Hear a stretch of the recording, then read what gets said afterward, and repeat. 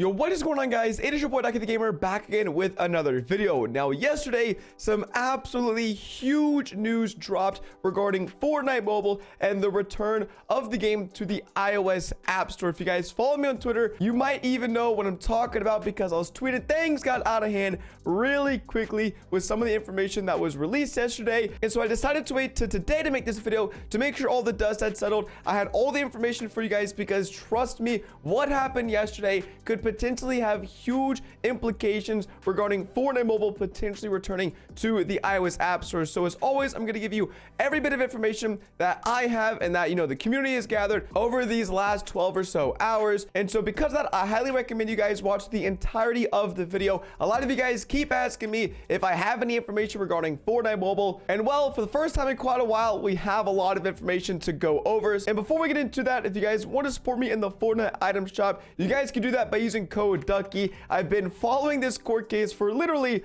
over a year now for you guys, and I'm not stopping anytime soon. So any support would be greatly appreciated. So around 10 o'clock last night, a lot of articles started getting posted online about some big lawsuit and a bunch of changes coming to the App Store. And a lot of us in the Fortnite Mobile community took that as, oh my gosh, we finally got the verdict. We finally won, or we're gonna figure out who won. And the headlines of these articles was making it seem that Epic had won and Apple had lost, and Fortnite Mobile was going to be returning to the App Store. So if you guys follow me on social media, that's why I ended up tweeting out all those things last night about Epic Games winning and Apple losing and the game was coming back. Unfortunately, that's not what ended up being the case. Now, before we get into what exactly was in these articles and why it has such a big potential impact on Fortnite Mobile, I need to give you guys a refresher on why we're in this whole mess in the first place. So if you guys remember, back in the season 3 13.4 update, Epic Games introduced a brand new feature into the Fortnite mobile apps, both iOS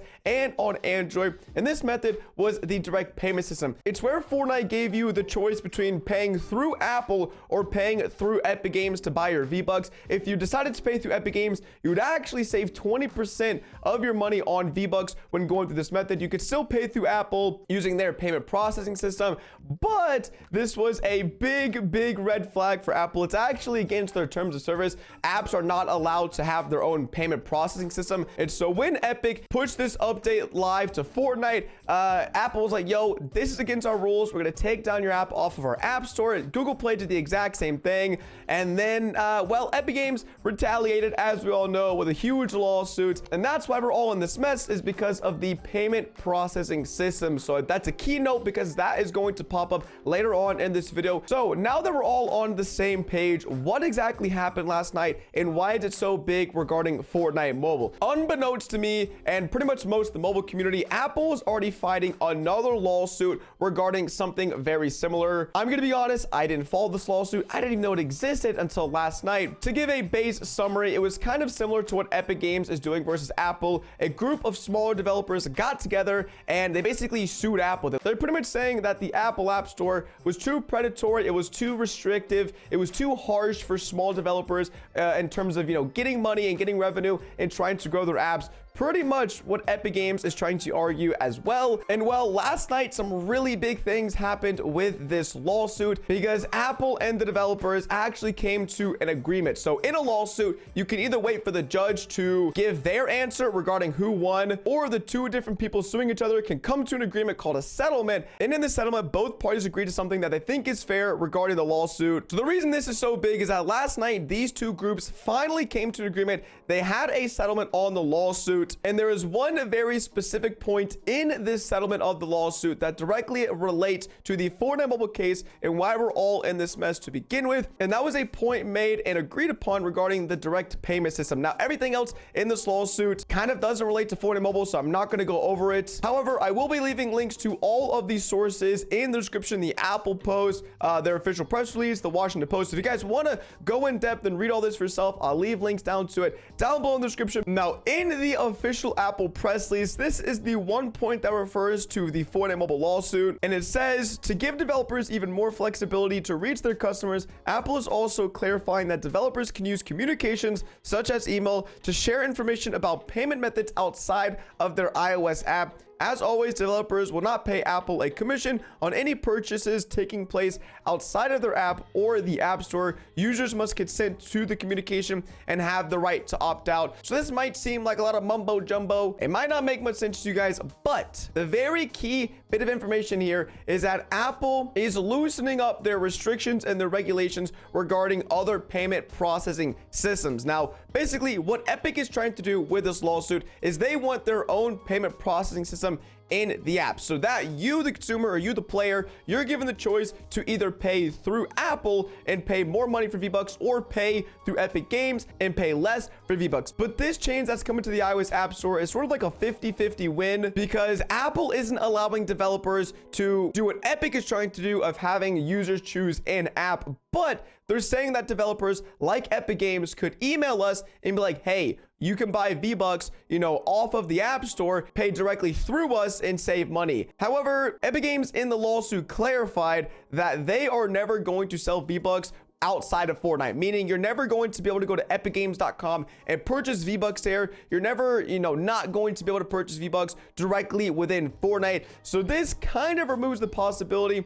of this having any effect of Fortnite Mobile coming back, although it is a great step in the right direction regarding what Epic is trying to accomplish. Unfortunately, it's not big enough of a change to mean Fortnite Mobile is coming back to the App Store. But like I said, this is monumental. You guys might not think this is big news, but I want to just break this down for you. Apple themselves created a press release, which they do very rarely, stating that they are going to be loosening up their rules, their restrictions when it comes to payment processing with their apps. And that's why we're in this mess to begin with. I don't want you to focus on anything else in this press release other than this one point, because this is the one point that directly relates to Fortnite Mobile potentially returning sooner to the iOS App Store. Now, there's also another big point that I wasn't aware of until yesterday. Competitive F&M brought this piece of information to everyone's attention, and I don't think a lot of people even realized it, but the judge for this court case that Apple, is making this press release about, this court case is the reason they're making all these changes, because they pretty much lost, or they knew they were going to lose, so they went ahead and they just settled with the people. The judge for this case is the same exact judge for the Epic Games versus Apple court case. I think this is good news, because if Apple had the idea that they were going to be losing this lawsuit, and they've been getting a ton of pressure everywhere. Apple has been getting absolutely flamed through, the government, through other companies. They've been getting pretty beat up recently when it comes to how their app store works. In my mind, they thought they were going to lose, so they worked with the other developers to come to this agreement, which I think is really good. Now, obviously, this doesn't have any direct correlation to the court case, but what this also means is that because this court case is finally wrapped up, the judge can spend even more time focusing on choosing a winner between the Epic Games and the Apple court case. Because if you guys don't know, it's been 3 months since the court case ended. We've just been waiting 3 months to find out who won, and we still don't know. But I think this is a ton of steps in the right direction. There's not a single bad piece of information here today. None of this information means Fortnite Mobile is coming back, but this is the first time in a year that we have got good information. Everything else that I've ever made a video on has either been speculation or this might happen and it might be good for the game, but this is good. The judge can now spend more time working on a verdict for the Epic Games and Apple case, which is a great thing. The changes Apple are making is getting closer to what Epic wants in order to bring Fortnite Mobile back to the App Store. And we're finally getting some more press coverage of the trial, because really there hasn't been any information. That's why I haven't made any of these videos in a while, because there's just been no information on any of this. To summarize, no, Fortnite Mobile is not coming back because of these changes that Apple is bringing. No, I don't know when the judge is going to be giving a verdict. We're still waiting for that. But like I just stated, these are all very good pieces of information in terms of having Fortnite Mobile come back sooner rather than later. Once again, I'm going to leave a link to all of these articles down below in the description if you guys want to read them yourselves. But it finally feels good to have great information regarding this law lawsuit. It's been a year of me bringing you guys bad news, and for once, it feels like I'm the good guy. It feels like I'm bringing some hope to the rest of the mobile community. I know a lot of mobile content creators and mobile players are extremely hyped about this news. We are just a little bit closer to finding out when Fortnite Mobile is going to return to the App Store. But with all that being said, I hope you guys enjoyed today's video. It's been your boy, DuckyTheGamer, and I'll catch you guys in the next one. Peace.